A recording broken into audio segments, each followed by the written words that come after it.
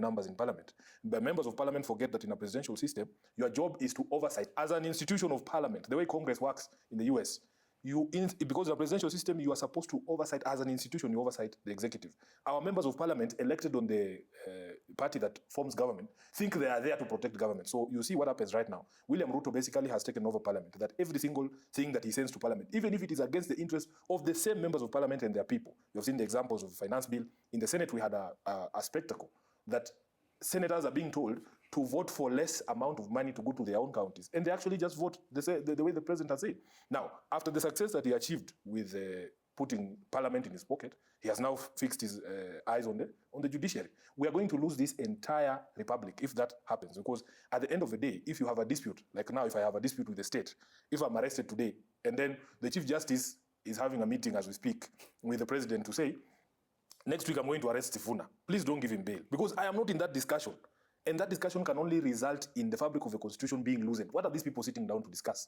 So even this constitution, if you look at what had been proposed in the Bomas draft, even on the appointment of judges, for instance, Kenyans had said very clearly, they do not want any presidential role in the appointment of judges. But then, after you go to Kilifi and you go to Naivasha, there are people telling the president, no, traditionally as a president, lazima uweke kidole.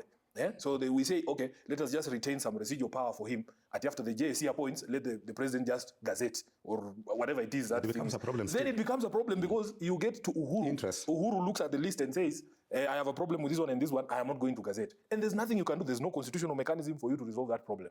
So Ruto works as lyrical and says, the president has no role. The judiciary should be independent because he is outside. And then he comes into power to demonstrate that now he is a believer in the constitution and rule of law. He appoints the judges and we all praise him and say, oh, this one finally understands. But look at what is happening now. When a president stands up and says he will not respect a court order and he thinks he's addressing his villagers in Kambagut, no. When you speak as a president, the entire world listens. You have investors from other countries. Cyrus, you yourself have been a victim of investing, then a dispute arises. You go to court and stay there for years. For years. 32 years I'm still in court. That's what I'm saying. You have not been paid your money. And you might never see it. Yeah, you might never see that money. So when an investor is thinking of bringing a project to this country, and you know it is the nature of business that disputes might arise, you want to invest a country where, first of all, the dispute resolution mechanism is clear, it is fast, it is efficient, that within 3 years, you should be able, even 3 years is too long, you should be able to get a decision within 3 months of filing a case. That yes, Cyrus is wrong, Sifuna is right, pay Cyrus this amount of money. That's what should happen. So an investor sitting somewhere in Los Angeles, looking at, like he went to the Silicon Savannah, what is it called? Silicon Valley, to look for investors to come to Kenya. Now, that same investor is watching Kenyan news and is hearing that president saying that he's not going to respect a decision of the court because he has a sword that he was given and it's not for cutting vegetables. So what happens? That investor will think, what happens if I have a problem with the regulator? You have come here to set up an IT firm or a communications company like Safaricom or Vodafone or the others. And then you have a dispute with the Communication Authority of Kenya. You go to court. You know you are right. The Communications Authority of Kenya is wrong. William Ruto calls the Chief Justice and tells the Chief Justice that guy cannot win that case, and even if you give him the order, I will not respect it. Who will put their money here? Actually, I agree with you, Sifuna, but the situation we are in, looking at the world, the economy of this world is run by, over 50% is run by two nations. That is China and India. They run more than 50% of the economy of this of the world. They have formed an organization called BRICS, which then seems to include a lot of people from the Middle East. We have Egypt in it, we have Russia in it, we have most of South American countries in it, which then suggests that maybe around 60-70% of the world economy is going to be driven by that bloc. Yes.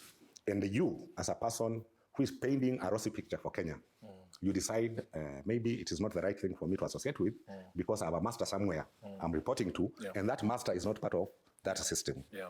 What kind of leadership, in your view, do you think Kenya should elect? An independent leader who has a vision to follow, or a leader who has to follow the whims of blocs? I remember during independence, we had a foreign policy.